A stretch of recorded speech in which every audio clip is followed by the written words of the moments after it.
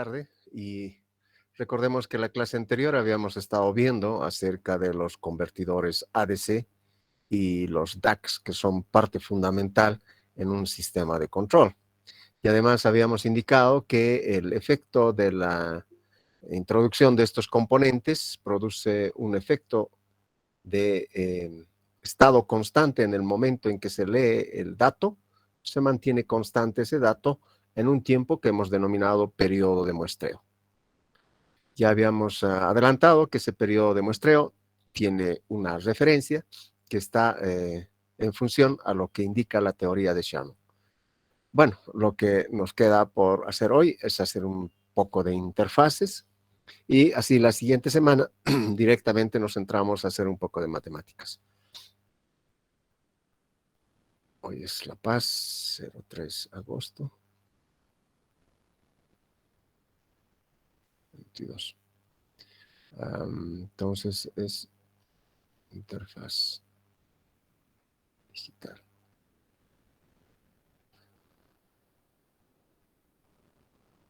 No hablamos de una forma de interfaz de forma general, sino que digital exclusivamente, porque la materia está orientada a la parte discreta del sistema de control. La parte continua ya lo han visto en control 1.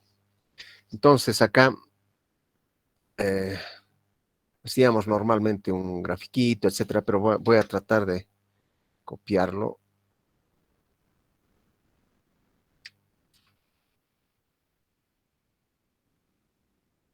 Un momentito.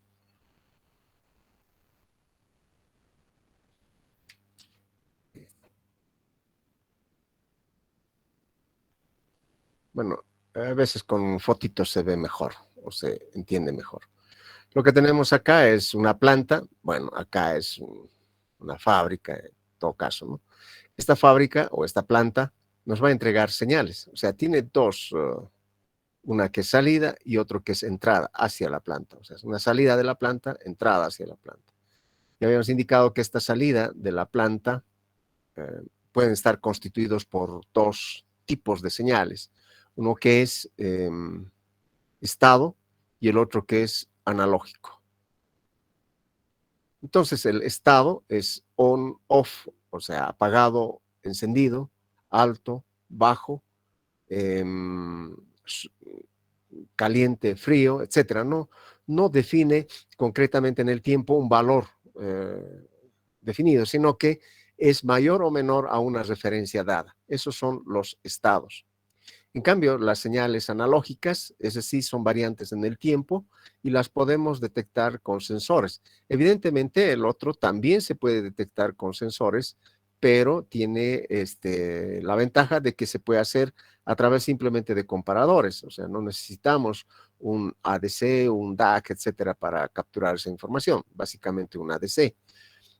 Entonces, este sensor, sea cual sea que estemos midiendo la variable física, es acondicionada a la señal. Ya habíamos visto que puede ser un transductor y un amplificador si necesitamos amplificar la señal, un atenuador si necesitamos reducir la magnitud de la señal.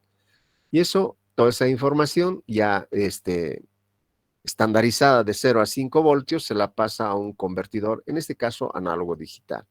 El convertidor análogo digital entra a un computador, ¿no es cierto? O sea, es adquirido por un computador.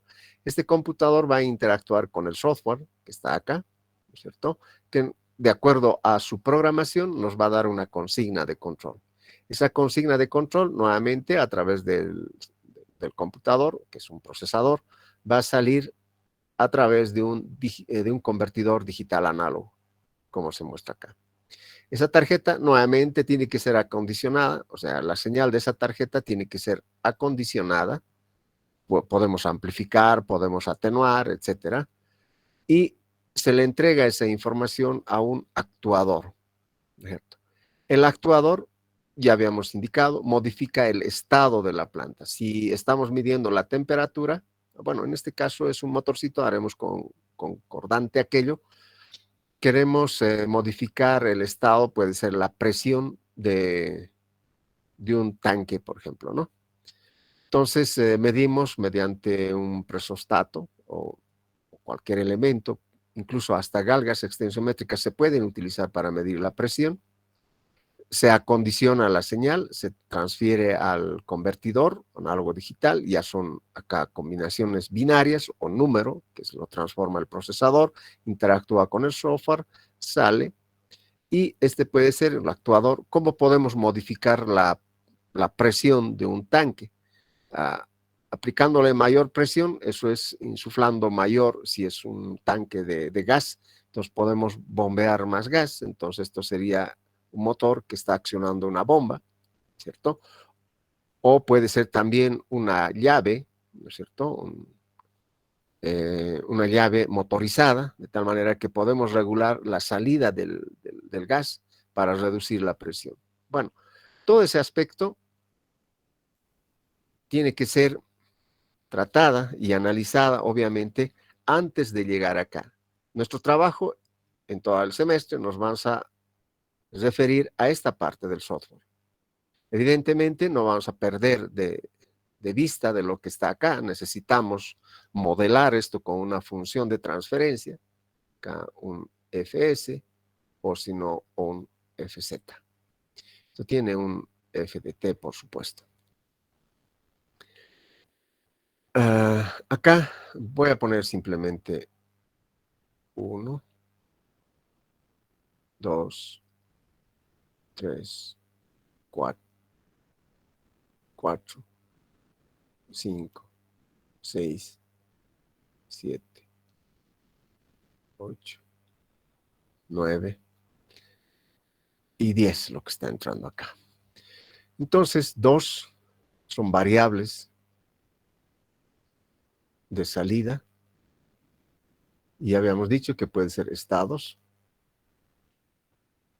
Y estos estados pueden ser on, off, alto o bajo. No me refiero a la estatura, sino puede ser en temperatura o en nivel de agua, digamos, ¿no es cierto? Que pueden ser detectados mediante sensores de nivel. Luego puede ser caliente, frío. O sea, ¿quién determina esto? Será una referencia dependiendo del proceso que estemos analizando. Puede ser un termostato similar al que tienen en una plancha. De acuerdo a la regulación de la plancha, ustedes, o sea, van a notar que el presostato se conecta y se va desconectando. Se conecta y se desconecta. Vamos a ver uno de esos.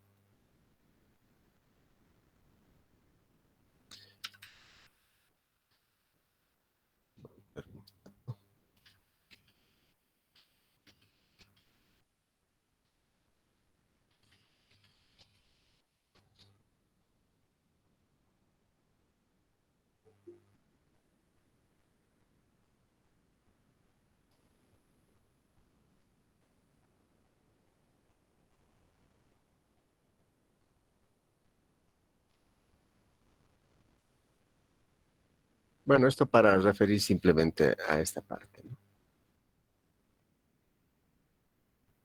Pero voy a pasar esto para eliminar el...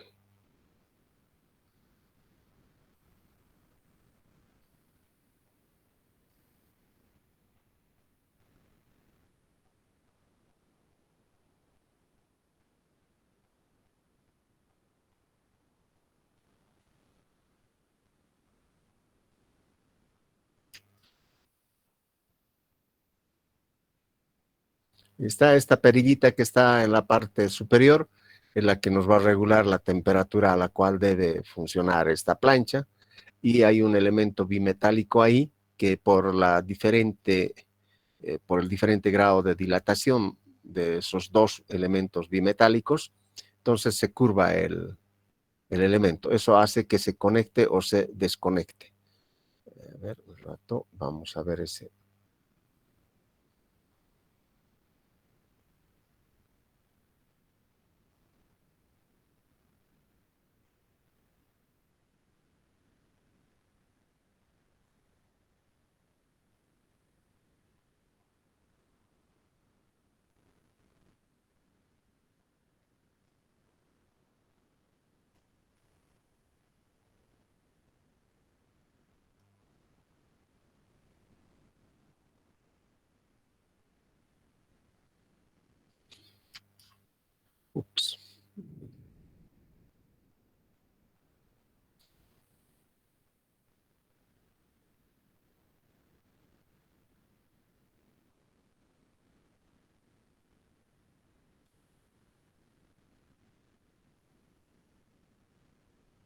Y ahí están, son estos dos elementos que nos va a permitir hacer la apertura o cierre de algún circuito.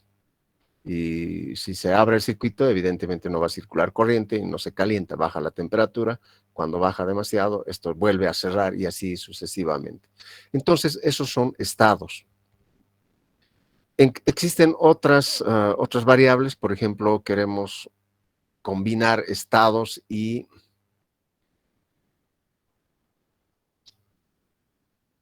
niveles, ¿no? Entonces, esto podemos ver un tanque.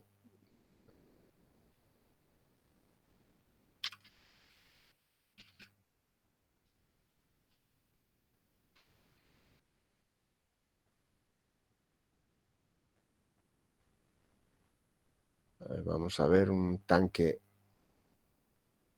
este de acá. Entonces, acá podemos encontrar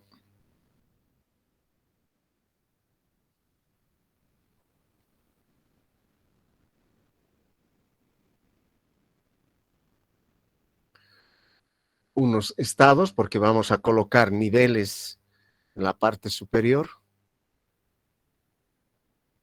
Acá lo pondremos. Un sensor de nivel alto.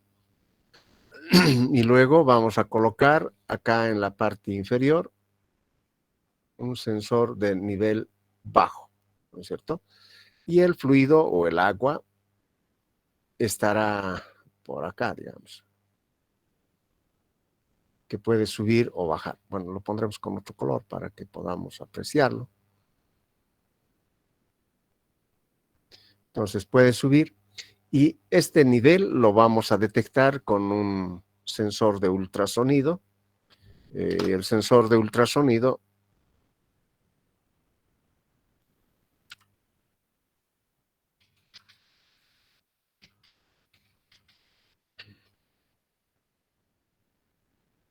bien podría ser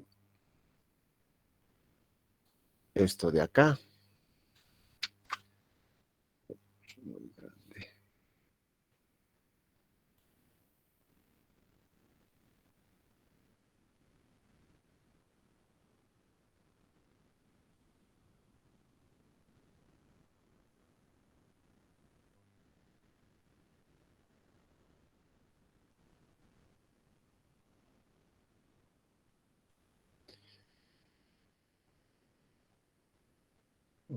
Perdón.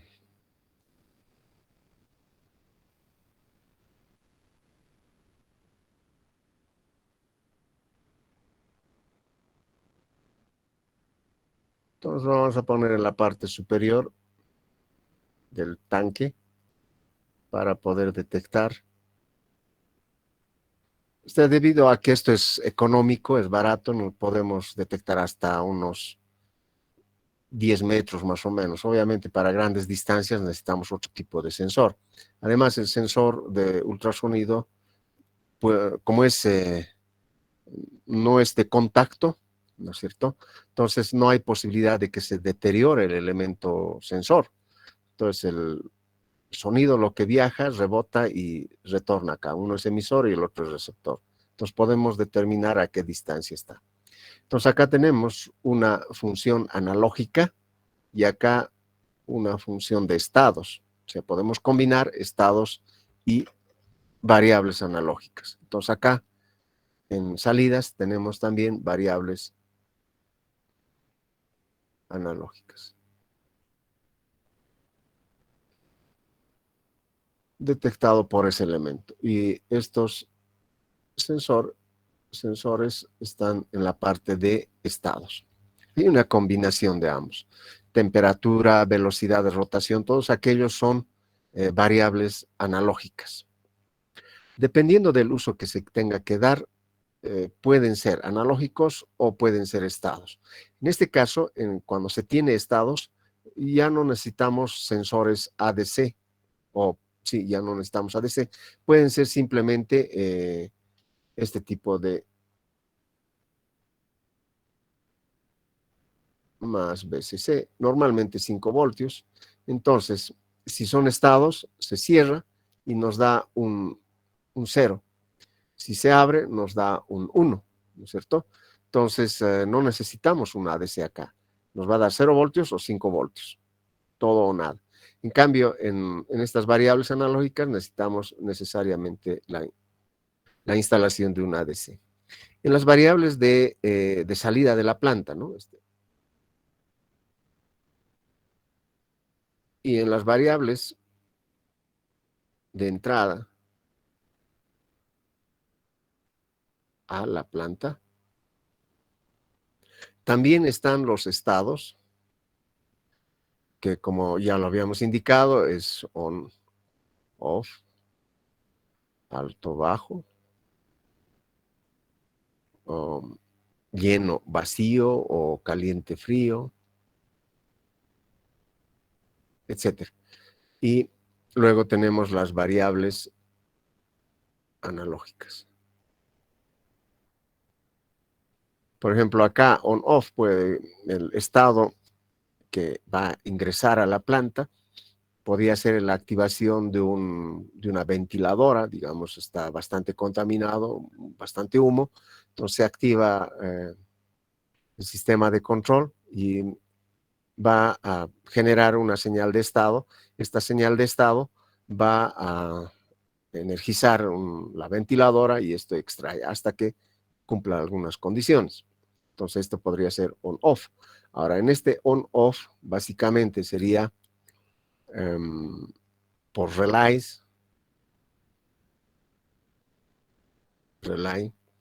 un optotriac, ¿no? Es el caso, digamos, de damos un 1 y vamos a activar un contactor, esta es una bobina del contactor, y el contactor va a activar a la bomba, o va a energizar a la bomba, y la bomba o el ventilador va a funcionar, ¿no es cierto? Entonces es on-off. En cambio este va a tener que regular, y lo va a hacer a través de, digamos, queremos regular la velocidad de un motor, en este caso,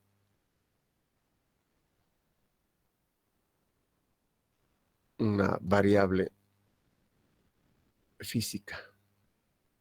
Ya sabemos que la variable física puede ser presión, velocidad, temperatura, etcétera, ¿no? En este caso, si queremos modificar la velocidad de una cinta transportadora, digamos que estamos así, por alguna razón queremos modificar o mover esta velocidad, el motor que va a accionarlo va a estar acoplado con un variador. Y ya les había indicado, acá el variador tiene que cumplir esta condición de que la relación tensión-frecuencia sea constante, pero sin embargo en este motor asíncrono, AC por supuesto, el torque es función al cuadrado de la tensión, por lo cual no hay que bajar mucho la tensión, o sea, no hay que bajar mucho la frecuencia para bajar la velocidad. Podemos llegar a que se detenga el motor, ¿cierto? Entonces tiene una limitancia. Entonces acá sí vamos a necesitar la intervención de un DAC.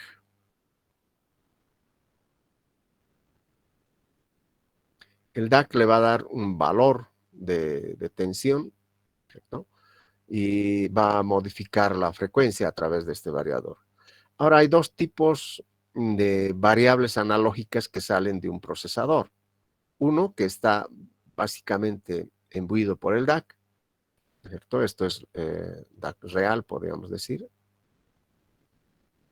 Y esto es un DAC realizado a través de un PWM. En esto ya sabemos, ya hemos visto, tenemos la clase anterior un chip que hace este trabajo, el DAC 08, el no multiplexado.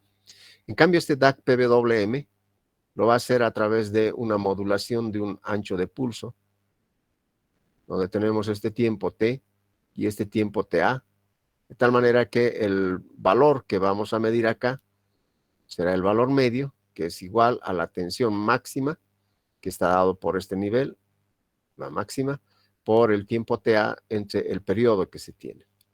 Esta forma de realizar, de sacar un dato analógico de un procesador, lo tienen las tarjetas embebidos, ¿no es cierto? Si colocan en sus terminales un multímetro en DC, es un tester en DC, van a poder apreciar que va a subir la tensión y va a bajar la tensión. Colocan un osciloscopio, no van a poder apreciar ese valor que varía, sino simplemente esta modulación. Vamos a ver si tenemos alguna imagen por ahí.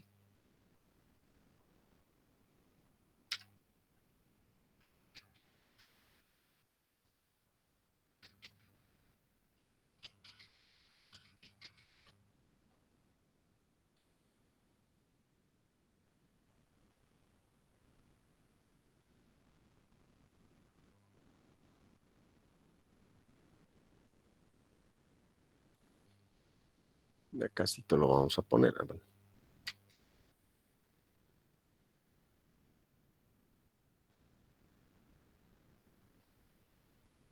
Aprovecharemos nuestros últimas clases, tal vez,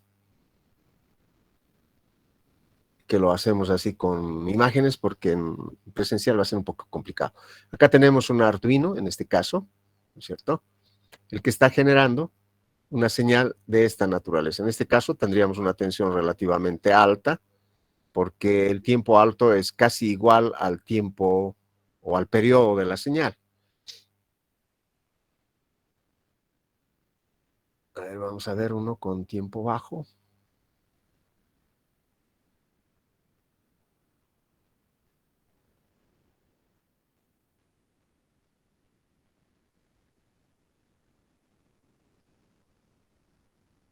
Bueno, acá lo vamos a apreciar con este grafiquito.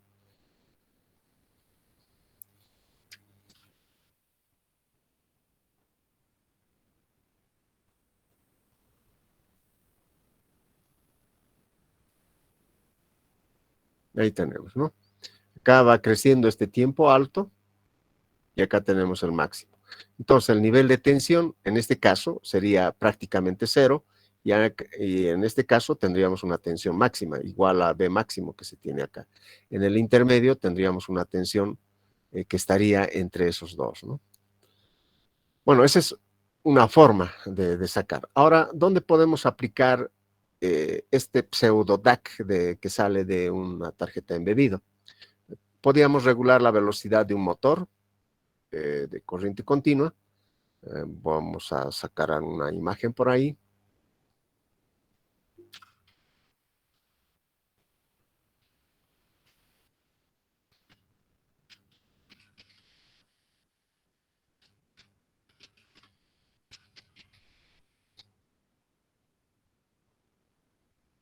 Necesitamos de un circuito, por supuesto, para hacer esa, ese control, y lo podemos hacer mediante, bueno, es representativo simplemente.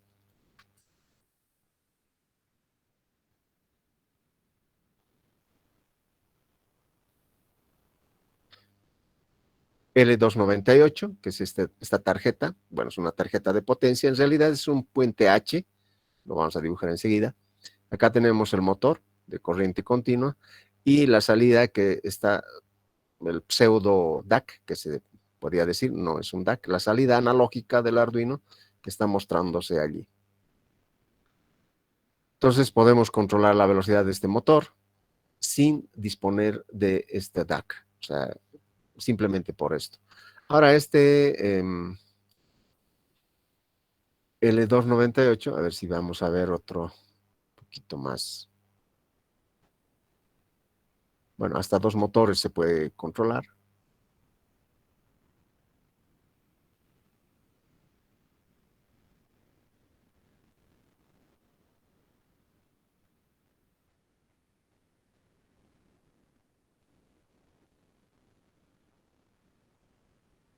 Obviamente también se puede controlar el sentido de rotación. Enseguida vamos a hacer, tal vez sería bueno,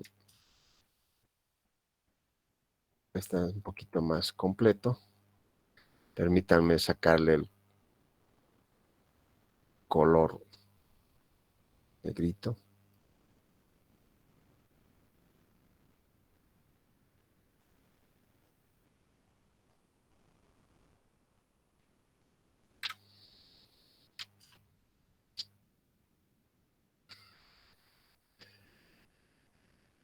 Ah, podemos controlar esta velocidad, tener un sistema de engranajes, su motor reductor, su fuente de alimentación y el potenciómetro que nos va a definir una referencia, ¿no es cierto? Este circuito L298 es un puente H, se puede hacer para más grandes potencias.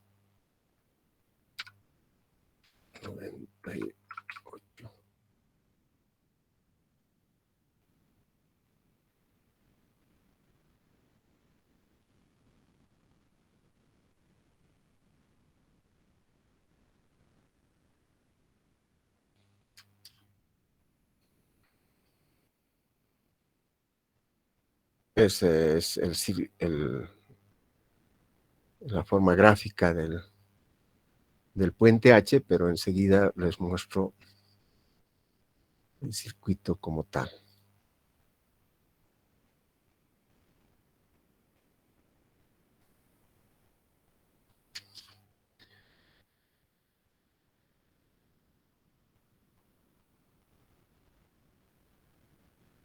Ahí está. Bueno, tenemos 4 transistores. Esto ya viene dentro del chip, o sea, dentro de este integrado que está mostrándose acá. No vamos a encontrar transistores separados. Pero la idea es simple, ¿no es cierto? Estos 2 transistores van a entrar en funcionamiento o en saturación y estos otros 2 en corte, o sea, abierto. Por lo cual la corriente va a venir por acá y va a girar en un sentido. Luego de un determinado tiempo podemos abrir estos transistores de acá y cerrar estos otros, por lo cual la corriente va a cambiar de sentido, de circulación, con lo cual tenemos una inversión de giro, si es que el campo magnético se mantiene constante. Aquí estamos haciendo inversión de giro por inversión de la circulación de corriente en el inducido. Esta forma que se tiene acá no tiene que replicarlo tal como está. Va a funcionar si es que la tensión que se tiene acá es similar a la tensión que tenemos acá. Como dicen, BCC, BCC. Si esta tensión es 5 voltios y esto es BCC, esto no va a funcionar. Para ello tendrían que cambiar estos transistores a un tipo PNP.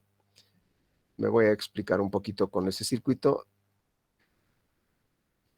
Tal vez ustedes ya lo hicieron también en electrónica, etcétera. Tienen sus cursos de electrónica.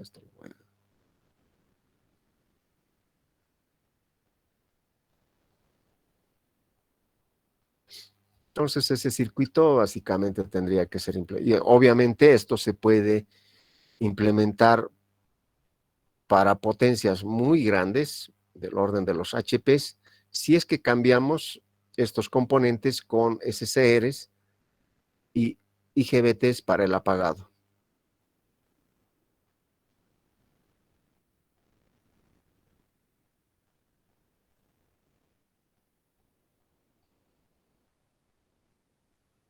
Entonces, esto es cuando la tensión de control, lo que les decía, esta tensión es menor a la tensión de alimentación del circuito.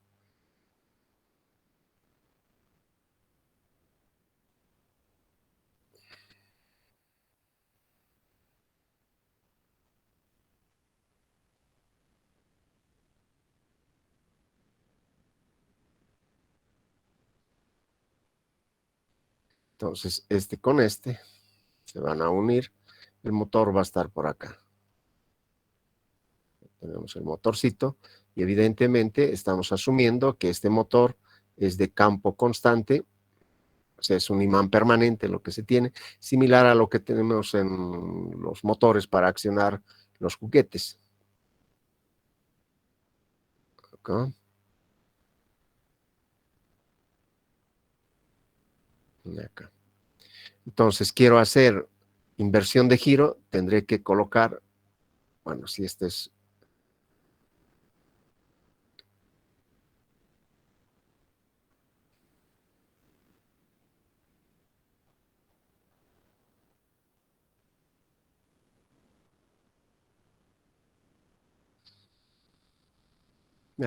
lo cambiaré esto para facilidad de tráfico.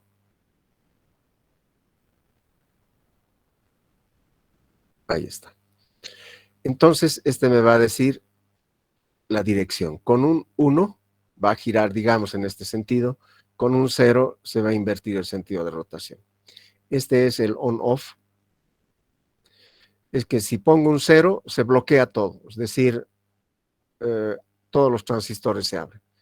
Pongo un 1, entonces se habilita, pero dependerá de este valor del DIR para habilitar el giro de un lado o al otro lado. ¿De acuerdo? Entonces, este circuito también se puede implementar, ya les había indicado, con un SCR acá, o bueno, con 4 SCRs, y para apagar a este SCR hay que colocar transistores, y el transistor no tiene que ser de alta potencia, pero sí tendría que soportar la tensión que tenemos acá, porque ese transistor solo va a conducir 0,1 milisegundo, o si tenemos el SCR, suficiente, o sea, mayor al tiempo T-off del SCR. La mayoría de estos SCRs conmutan con 0,1 milisegundo. Entonces, 0,1 milisegundo suficiente para que conduzca y lo apague al SCR. Bueno, ese tipo de configuración se puede hacer, pero el criterio está en esto, ¿no? En utilizar llavecitas acá para invertir el sentido de rotación, y con este on-off hacemos la modulación PWM. O sea, acá le vamos a conectar el modulador PWM. Permítame, por favor, un momentito.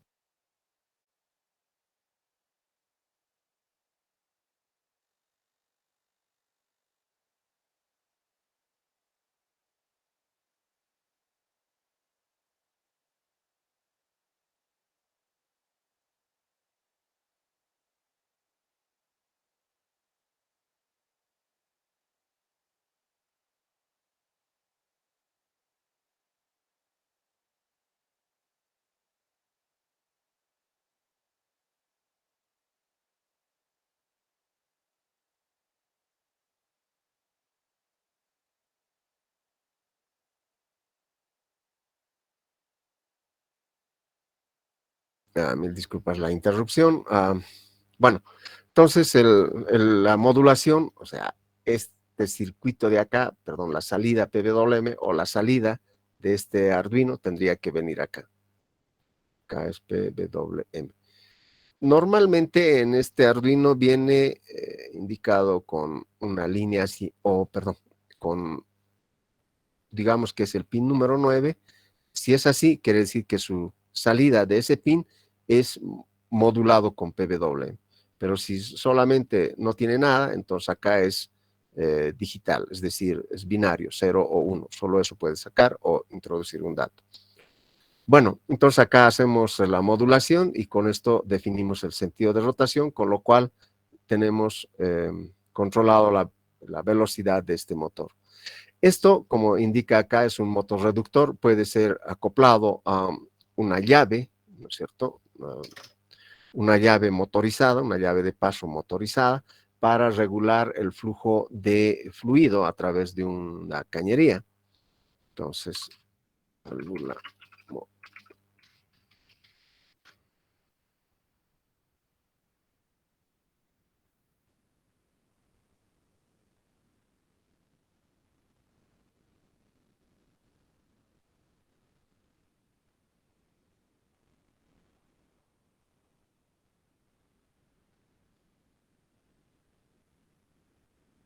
un momentito, por favor, voy a buscar una imagen en corte.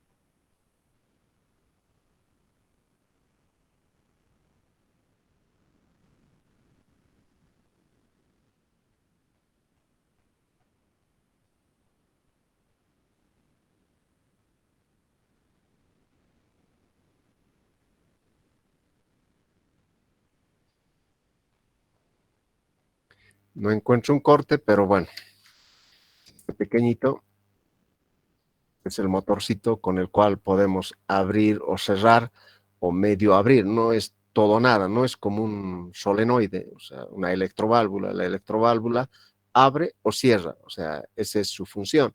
En cambio, no da un término medio. Con este caso, con este válvula motorizada, lo que podemos hacer es abrir lentamente o rápidamente. Entonces, para eso necesitamos este tipo de circuito, ¿cierto? Evidentemente debe tener ya su elemento de control, pero nosotros tenemos que tener el criterio de que a través de una tarjeta, como en este caso, ¿no es cierto?, va a poder controlar la velocidad y el sentido de rotación, es decir, puede abrir o cerrar, ¿no? Y además tiene las tarjetas embebidas de hoy en día tienen la posibilidad de interconectarse entre ellos mediante protocolos de comunicación serial. Básicamente esta tarjeta que estamos viendo acá tiene una parte serial acá y utilizando un arreglo especial de la entrada analógica, podemos hacerlos trabajar como comunicación I2C. Es cierto que la comunicación I2C solamente trabaja en un entorno de gráfico, o sea, de tarjeta, o sea, no, digamos, esta es la tarjeta principal y existen varios componentes entre ellos, entonces la comunicación I2C es idóneo, o sea, ha sido pensado para eso. En cambio, si tenemos esta tarjeta y unos 3 o 4 metros más allá tenemos otra tarjeta, ¿no es cierto? Y queremos comunicar entre esos dos mediante I2C, no se recomienda. ¿Es posible hacerlo? Sí. Se puede utilizar un juego de transistores para eh, amplificar la tensión, porque el problema del I2C trabaja con 5 voltios y para longitudes bastante extensas hay caída de tensión, por lo tanto la información que estamos transmitiendo puede verse afectado. Para evitar aquello, utilizamos transistores, elevamos la tensión hasta 24 voltios, transmitimos la información, allá reducimos la información y básicamente no habría ningún problema de caída de tensión, salvo que estuviera en un pasara cerca de un motor de potencia, entonces habría una concatenación electromagnética, lo cual tendríamos que utilizar cables apantallados, si es que se da ese caso, ¿no es cierto? Bueno, entonces la aplicación de este DAC o pseudo DAC es bastante, o sea, podemos estar hablando las aplicaciones que se tienen, armando circuitos, etcétera, pero la idea es esa, ¿no? En este DAC, básicamente, acá voy a hacer alguna relación, en todo caso, ¿no? La aplicación del DAC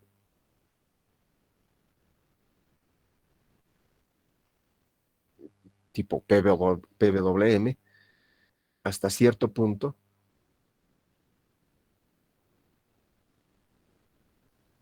nos sirve para controlar velocidades de motores, exclusivamente DC.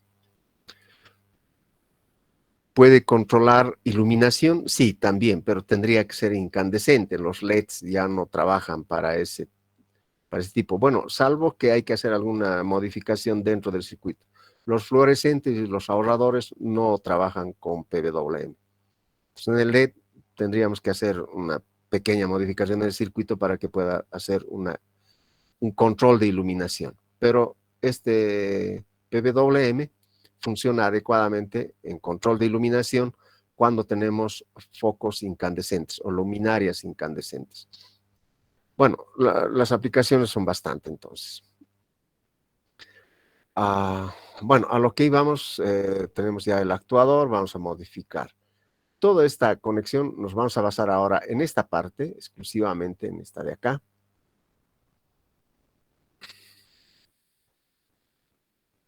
Las,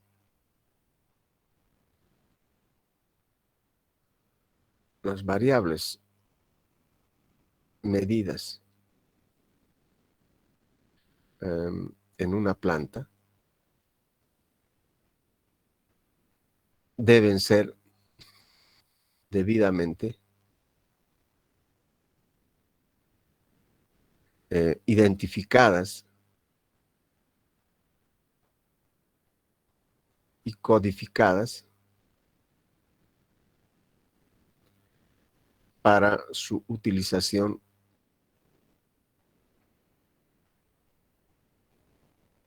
en el sistema de control. Eso implica lo que se lee el dato de la velocidad de un motor, digamos, a través de un tacómetro, tacogenerador, tiene que estar identificado adecuadamente a qué motor pertenece. Si vamos a leer varias velocidades de varios motores, entonces cuando estamos tratando de mostrar en un HMI esa información, tenemos que saber de qué motor o a qué motor pertenece ese dato que estamos desplegando. Y eso tenemos que hacerlo mediante un mapeo de memoria, ¿no es cierto?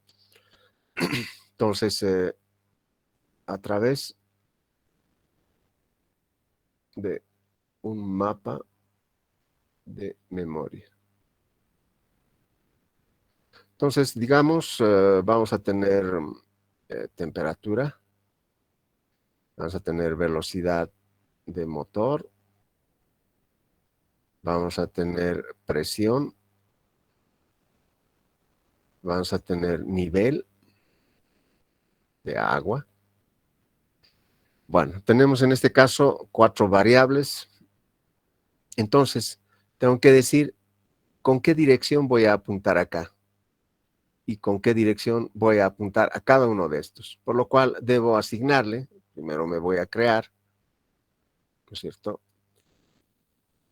De aquí hasta acá, de esta memoria a esta otra, corresponde a la lectura de la temperatura para esto.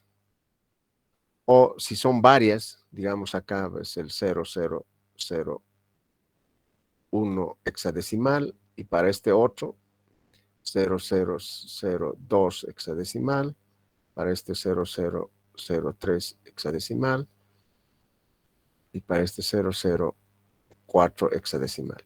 Entonces ya sé, esta es la dirección en la memoria, con la cual voy a poder acceder a la lectura de esta temperatura. Es la dirección, no es el dato. Entonces, ¿cómo puedo codificar esta dirección o cómo puedo hacerlo para que apunte acá? Bueno, los sensores ya sabemos que este sensor a través de un transductor, a través de un amplificador, si es que es una termocupla, ya tenemos una información de 0 a 5.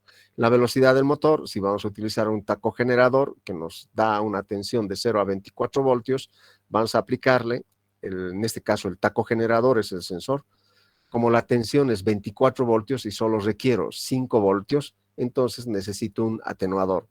Este atenuador puede ser implementado a través de un divisor de tensión.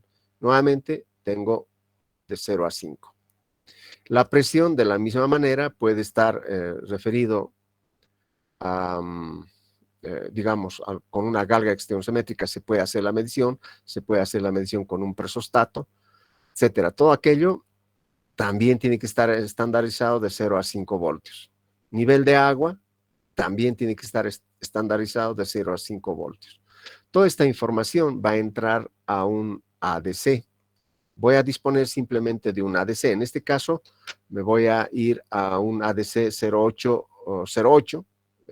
Vamos a sacar este ADC 0808 tiene entradas multiplexadas, entradas analógicas multiplexadas. ADC 0808. Vamos a ver.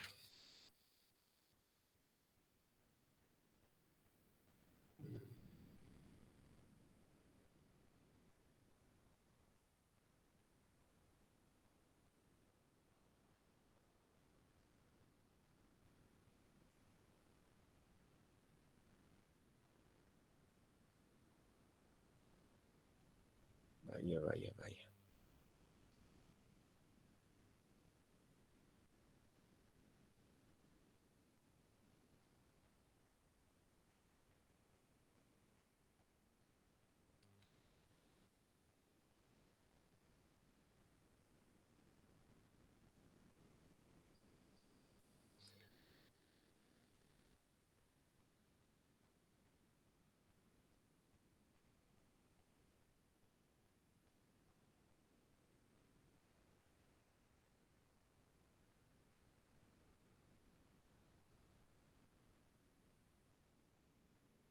Bueno, acá está.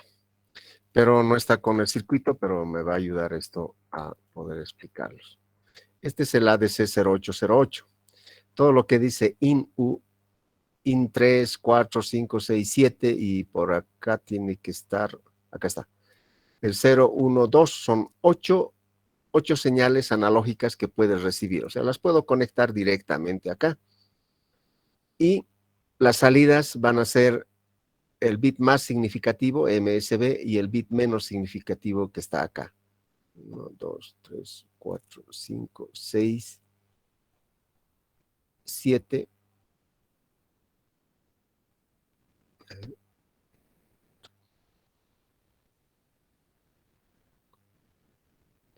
Y 8, acá está 8.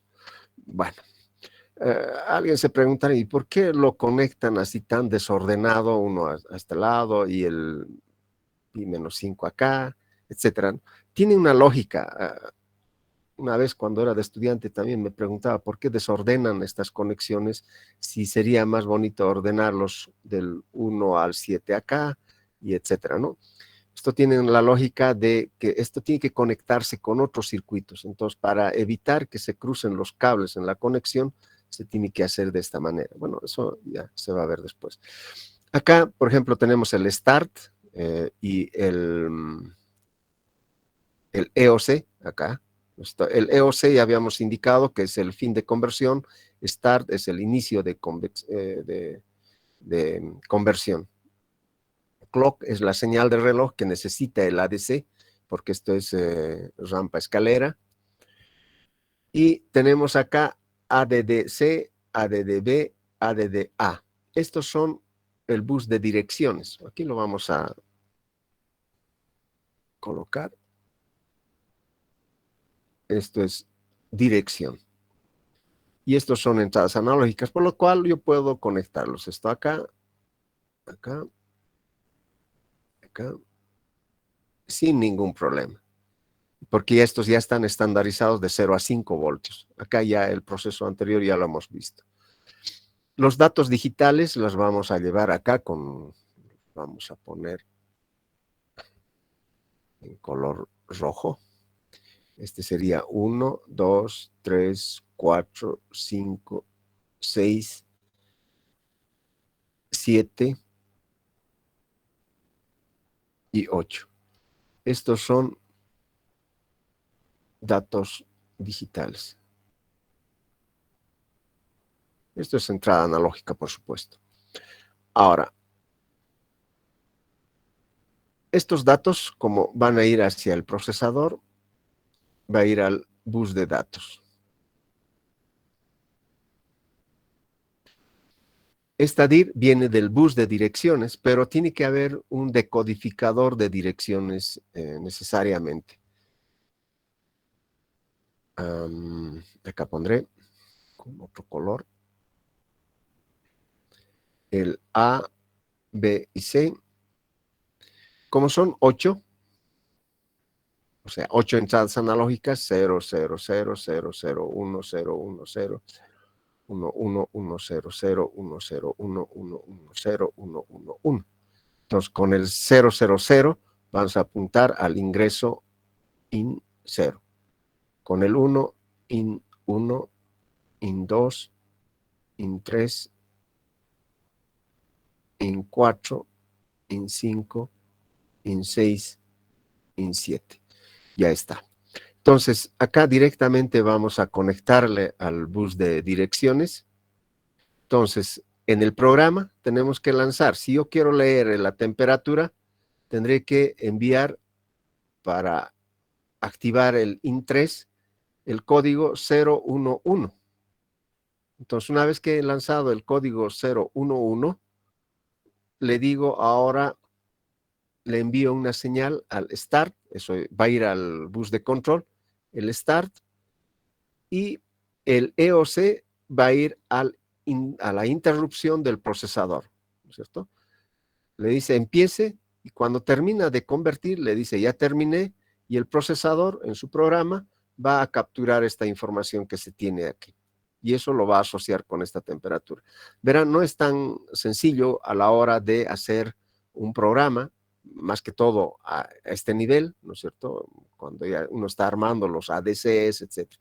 Sin embargo, en las tarjetas de propósito general ya está básicamente hecho esto. Hay un programa monitor interno de la tarjeta que direcciona. Lo único que ustedes tienen que decir es haga la lectura en IN0. Para ello, para hacer un poquito de avance, vamos a ir el ejemplo más sencillo. A ver.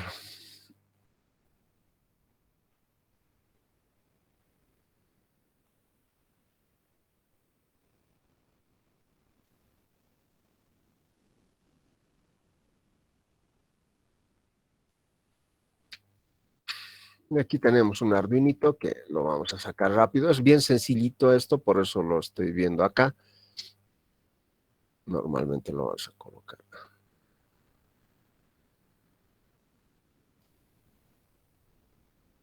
así. Entonces, A0, A1, A2 hasta A5. O sea, tiene 5 entradas, perdón, 6 entradas analógicas. El que les decía esta cuestión de salida DAC tipo PWM está acá. El 6, el 5, el 3, el 10 y el 11 y el 9 también. Bueno, entonces acá el programa que se va a utilizar es Analog Read. A ver.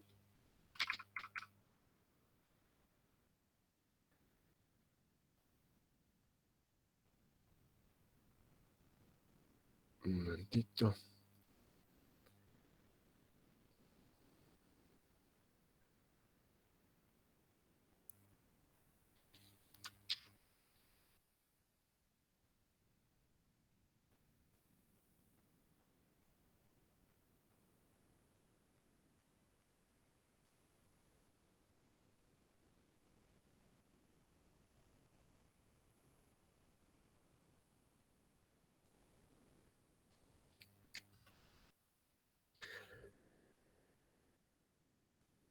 Acá el analog pin, o sea, significa que está leyendo el dato del A3.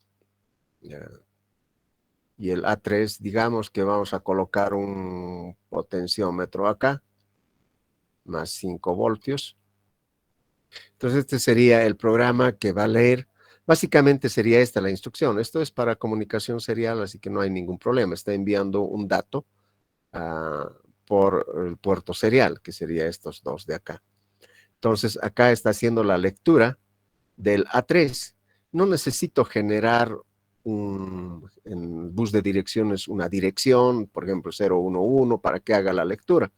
Directamente le digo, haga la lectura de este pin, o sea, del pin número 3 y cárguelo a la variable val. Y ya está, con eso se hace la lectura de una señal analógica. Esto es para una tarjeta embebido en todo caso. Pero si queremos trabajar con chips así separados y construirnos una tarjeta, tendríamos que trabajar de este nivel y tener un programa mucho más, no diré complicado, pero mucho más detallado para hacer la lectura de alguna variable. En la parte de salida de datos, bueno, en este caso vamos a llevarlo así rápidamente. Este es bus de datos. Y con un azul pondremos estos tres que está mostrándose acá. Va a ir al bus de direcciones. Y los que tenemos acá del Start, el EOC, habilitación, esto es para, no solamente vamos a ver este ADC, puede haber otros ADCs, otros circuitos, etcétera. Entonces necesitamos habilitar la salida. Eso se le pone un buffer T-state para que no perturbe la información en el bus de datos. Bueno, eso después, ¿qué más es acá? Address Latch Enable, también podemos sacar como información. Ya está. Le damos la dirección y le digo address latch enable, o sea, con el bus de control. Esto tiene que ser una entrada hacia el chip para que agarre y lo retenga ese dato, esta combinación 011, lo retiene cuando le damos una señal en el ALE. Y estos otros son de salida, por supuesto, hacia el procesador. Aquí ya vamos a ir al bus de control. ¿Ya? Para la parte del DAC, también hay así, por supuesto que tenemos DAC.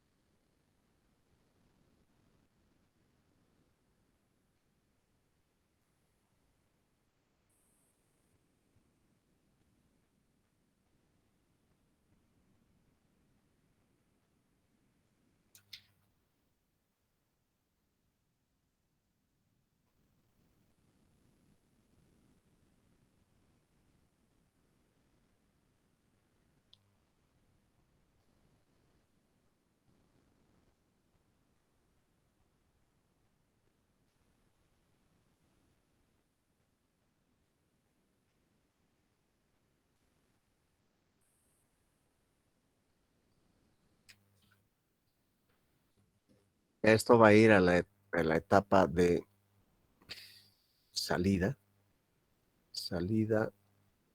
del procesador o entrada hacia la planta. Bueno, tiene que transformar de digital a analógico. Y acá tenemos las salidas analógicas, 1, 2, hasta N, ¿no es cierto? Cada uno de ellos, en este caso, tenemos varios DACs. Hay la otra posibilidad de tener un único DAC y varios multiplexores analógicos. Bueno, en este caso, los DACs, así como lo habíamos visto la clase anterior, este de acá, nos entregan acá la salida del DAC es corriente. Esta corriente tiene que ser transformado en tensión y lo hacemos con este pequeño circuito, nada más, ¿no? Entonces siempre da corriente el DAC. O sea, así ha sido diseñado y lo que tenemos que hacer es transformar en tensión. Y como verán, acá ya tenemos varias señales analógicas. ¿Por qué corriente? Porque básicamente cuando se tiene que hacer una comunicación de un dato analógico, en este caso del DAC, a un punto bastante remoto, digamos,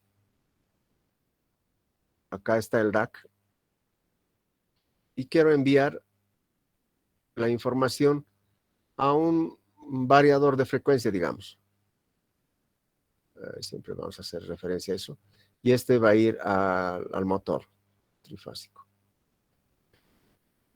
Esta distancia es, digamos, superior, mayor a 2 metros. Entonces la comunicación ya no se hace por tensión, ya hay pérdida o caída de tensión en la línea. Entonces la comunicación tiene que hacerse por corriente. Normalmente la comunicación por corriente va de 0 a 20 miliamperios y de 4 a 20 miliamperios. La mayoría en la parte industrial utiliza esta de acá, de 4 a 20 miliamperios, y no el de 0 a 20. Si bien acá tenemos mayor rango frente a este de 420, pero esto está preparado para evitar problemas de contaminación del ruido eléctrico en el elemento de transmisión, en este caso de los cables. Entonces, pequeñas variaciones por arranque de motores o funcionamiento de algún equipo eléctrico cerca del cable de transmisión va a inducir algún ruido. Entonces, acá podría estar indicándonos que hay una señal, pero en realidad es cero. Entonces, para evitar eso, se pone el límite de 4 a 20 miliamperios. Si el ruido está acá abajo, de 0 hasta 4, puede haber ese ruido. Entonces, cuando llega la información allá, se decodifica esta información, o sea, se transforma esta corriente en tensión y se elimina toda la parte de ruido y solo se considera de 4 a 20. Y así consideramos que no hay ninguna tensión, o sea, no hay señal. Entonces, cuando ya está en este rango, recién podemos ver que hay señal. Bueno, espero que esa parte se entienda, que por problemas de ruido se toma generalmente este de 4 a 20 miliamperios. Entonces, por este problema de comunicación desde el DAC hasta el variador de frecuencia o hasta el dispositivo que queremos entregarle la información, se hace con corriente normalmente, ¿de acuerdo? Porque la corriente que sale es la corriente que está entrando. En cambio, la tensión que sale no necesariamente es la tensión que llega. Hay caída de tensión en la línea que tiene una resistencia. Acá también va a entrar en juego lo que se refiere a bueno, bus de datos, bus de direcciones y bus de control. Básicamente acá tenemos una comunicación, o sea, es un bus de control en esta parte, y lo que se puede apreciar, vamos a ver, acá está una señal multiplexor analógico, allá.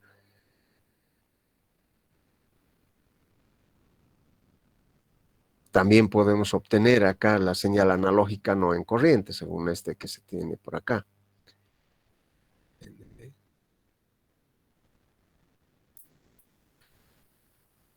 SDI, SDO, SK y chip select. Bueno, acá la comunicación es I2C, según lo que se puede apreciar con estos tres elementos, 3, 4, 5, va a ir al I2C.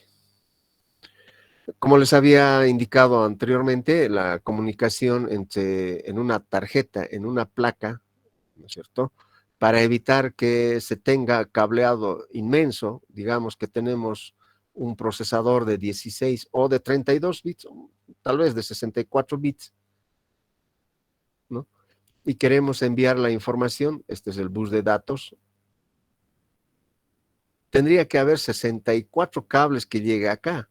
Eso complica bastante en la elaboración de la tarjeta, por lo cual este dispositivo que tiene 64 bits quiere enviar la información a otro dispositivo también de 64 bits, lo hacen mediante este protocolo de I2C, utilizando SDI, SDO y SSK. Entonces evitamos ahí, bueno, tenemos simplemente 3 cablecitos que van a ir de un lado a otro lado, evitamos que se tenga 64 cables en la comunicación más los cables de control. Entonces, así se hace mucho más compacto la tarjeta de comunicación. Entonces, acá no van a encontrar el bus de datos, simplemente esta parte de I2C, comunicación serial. Bueno, al momento tuvieran alguna duda o consulta sobre esto, de cómo estamos armando una interfase.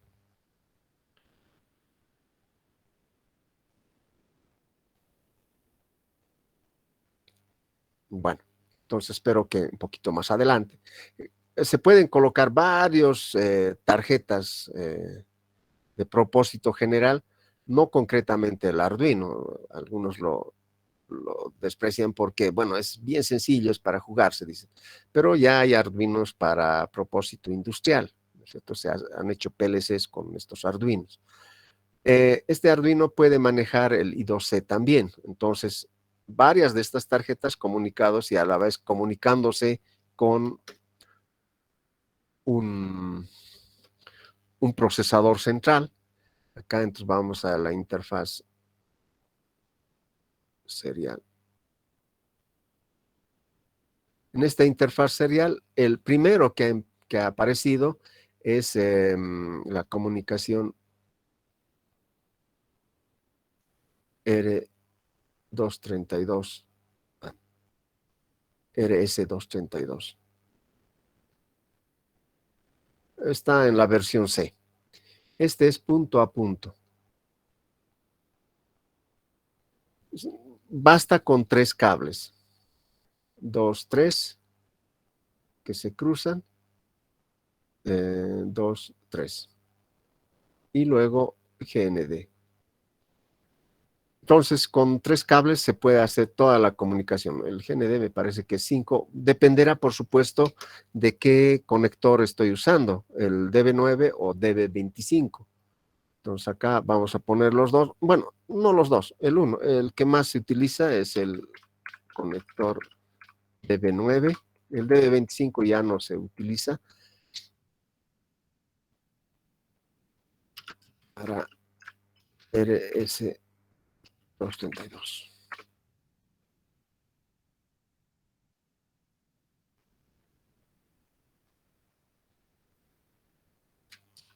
Ahí tenemos el DB9, son 9 pines, y tenemos el 2.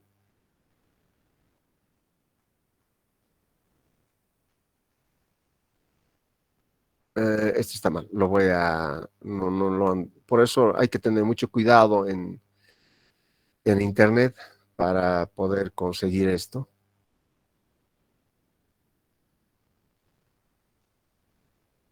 5 sí está bien, pero estos no van a disculpar.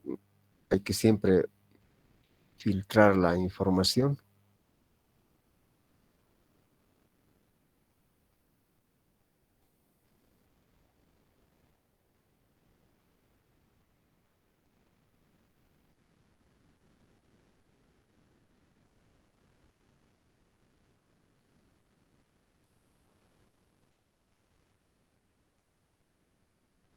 Acá está.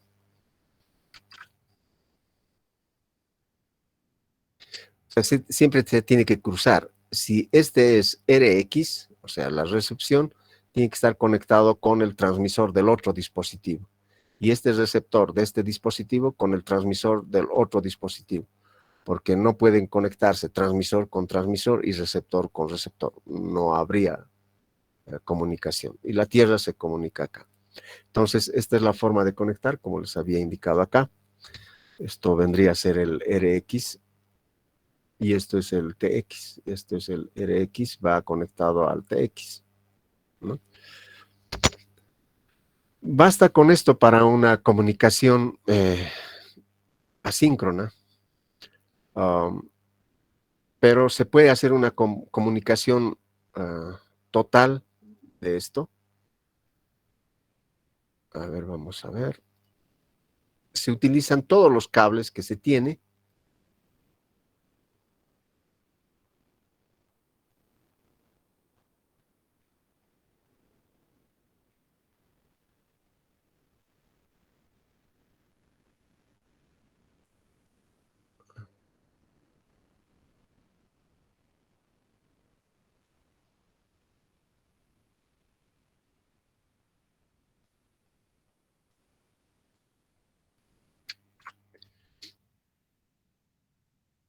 Ahí está.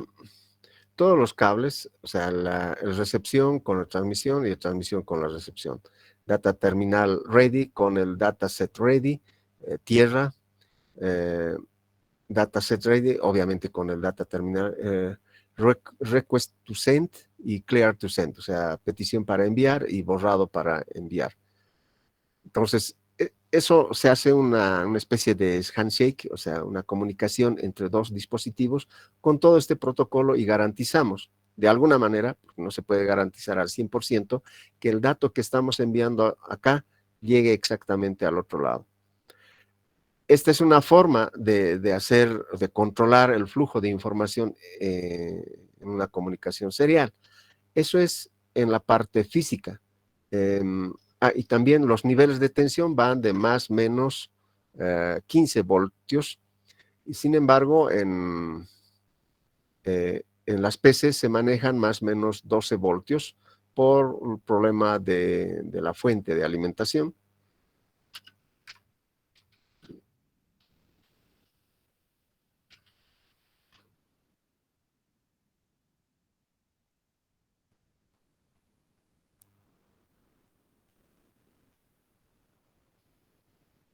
Entonces acá un poquito más de la parte física. Tenemos acá, como verán, es más o menos 15 voltios, pero en la computadora se utiliza más o menos 12 voltios. De 0 a más 3 se considera que es un 0, y desde menos 3 hasta menos 12 se considera que es un 1. Está invertido. No se dejen llevar de que este es un 1, es un 0 en realidad, cuando está en la parte positiva, y cuando llega una información negativa es un 1 al revés, ¿no? Entonces acá tenemos el bit más significativo, el bit menos significativo. En la comunicación RS232, el básico viene a ser 1, dato, y acá otro. Este es el inicio, esto es el dato, y la información está yendo hacia aquel lado, ¿no? Y siempre el inicio va un flanco hacia 0. Cuando cambia de 1 hacia 0, significa que está iniciando la comunicación.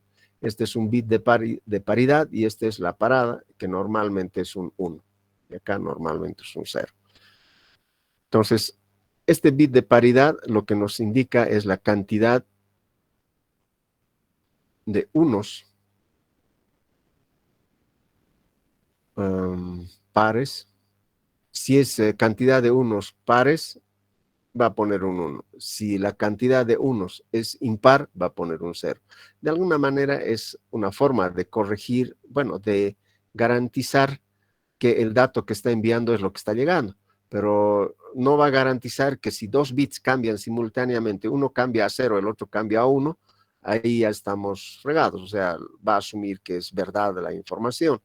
Entonces se tiene que realizar incluso una comunicación con esto para hacer una petición nuevamente de envío de datos.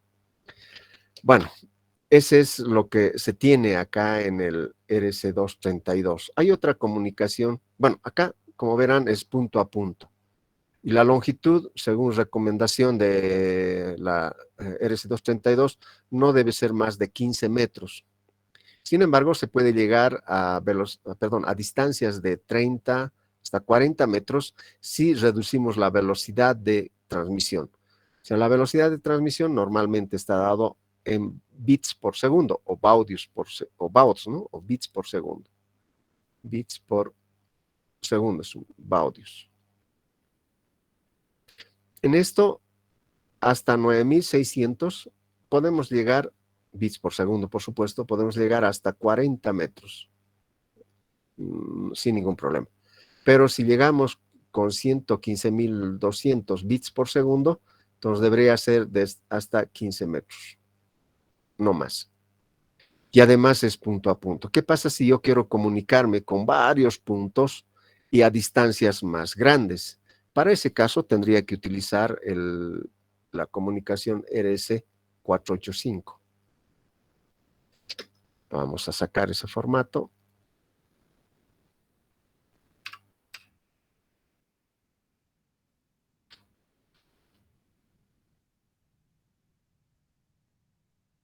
Básicamente el conector viene a ser de la misma manera, como puede ser un DB9, ¿cierto? Pero puede o soporta multipunto y distancias de hasta 1 kilómetro más o menos, 1000 metros.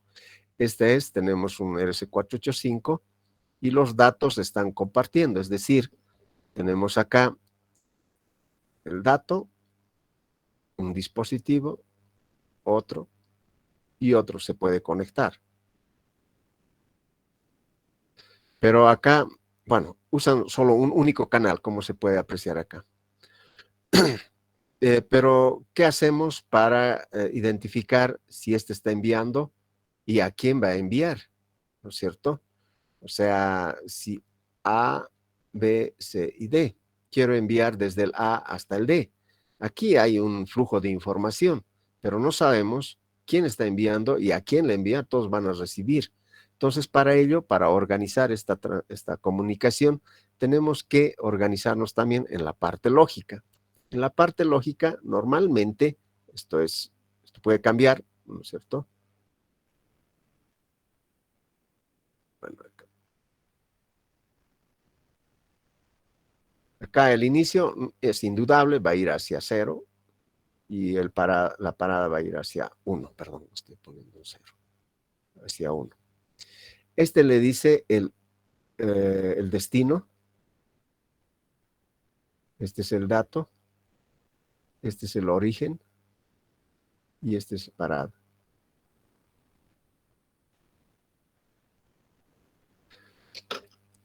O sea, en, en el protocolo, fíjense acá, como estamos comunicando solamente de un punto a otro punto, no hay necesidad de decir quién está enviando y a quién está enviando. Sabemos que solo los dos están hablando, pero cuando hablan varios, ahí sí tenemos que armar el protocolo lógico de esta manera. Destino, dato, origen, parada. ¿De acuerdo? Puede haber mayor cantidad de control del flujo de información. Esto es obviamente con 8 bits, si lo colocamos con 8 bits, tenemos hasta 256 dispositivos que se pueden comunicar. Pero si vamos a 32, 64, ustedes se imaginarán ya, con 64 es 2 a la 64. ¿Cuántos millones de dispositivos se puede comunicar? Entonces, esto ha hecho posible que Internet pueda expandirse fuertemente, ¿no? Entonces, ampliando estas direcciones, podemos ampliar también la cantidad de usuarios o dispositivos que se conectan. Bueno, la siguiente clase vamos a hacer un poquito de I2C y con eso concluimos acerca de estos interfaces digitales de la parte serial. Últimamente se están utilizando más el protocolo serial para comunicación de datos. Por ejemplo, hay un ADC, ADC,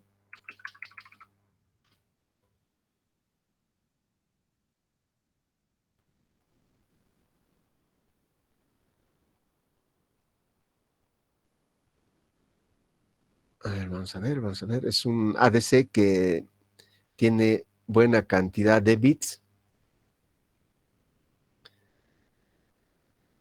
A ver, de 16 bits.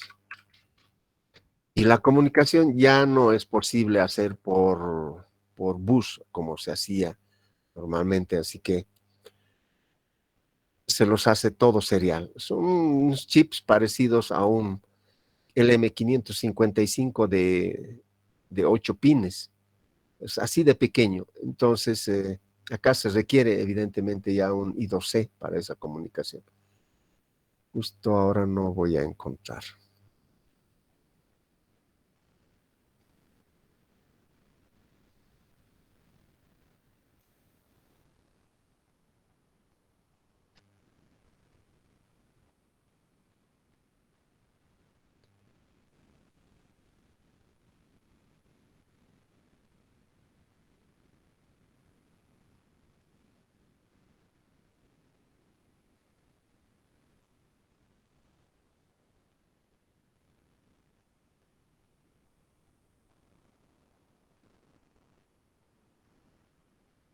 Bueno, vamos a sacar una pequeña imagen.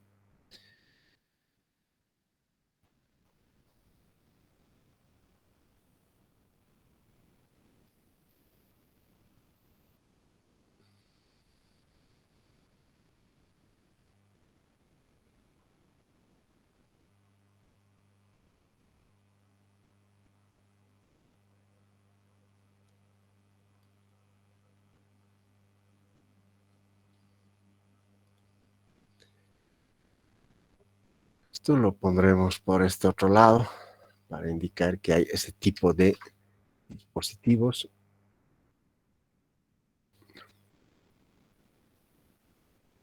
Bueno, este es el ADC pequeñito. Toda la comunicación ya es I2C ahí. Y en el DAC también va a haber de esa forma.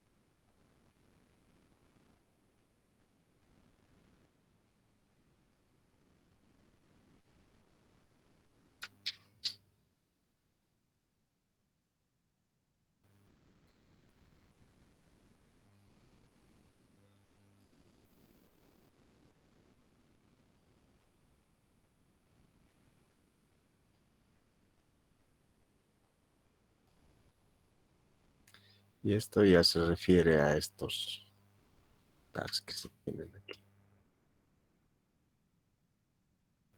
Es de 14 a 16 bits más o menos de DAC. Y como verán, no hay 14 o 16 cables que salen por acá, ¿no es cierto? Entonces, todo es comunicación I2C.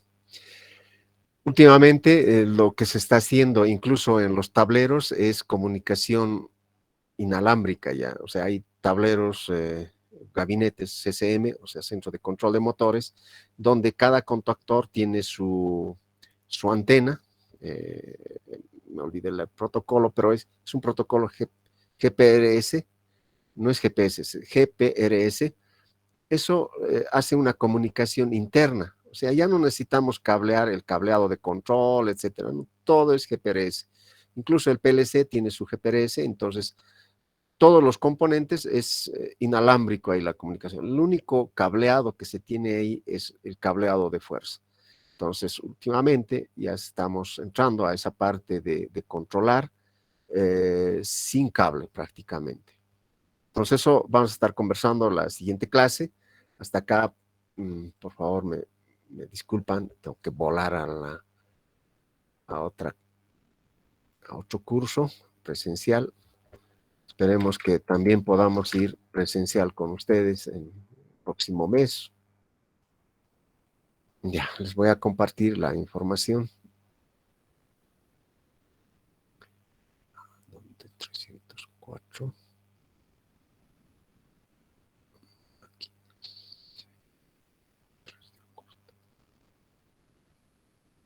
Supongo que cuando estén haciendo procesos de automatización, que es taller eléctrico, donde se van a hablar ahí, van a estar conversando un poco acerca de estas bondades del control, más en la parte física. Es un control lógico, es decir, arranque, detenga, etcétera, ¿no?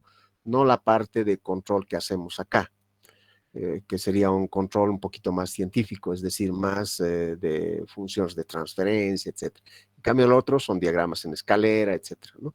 Entonces ya tienen ustedes el cuaderno en el grupo, échenle una mirada, léanlo, y conmigo sería hasta la siguiente semana. Bueno, ha sido un placer. Hasta luego, muchachos.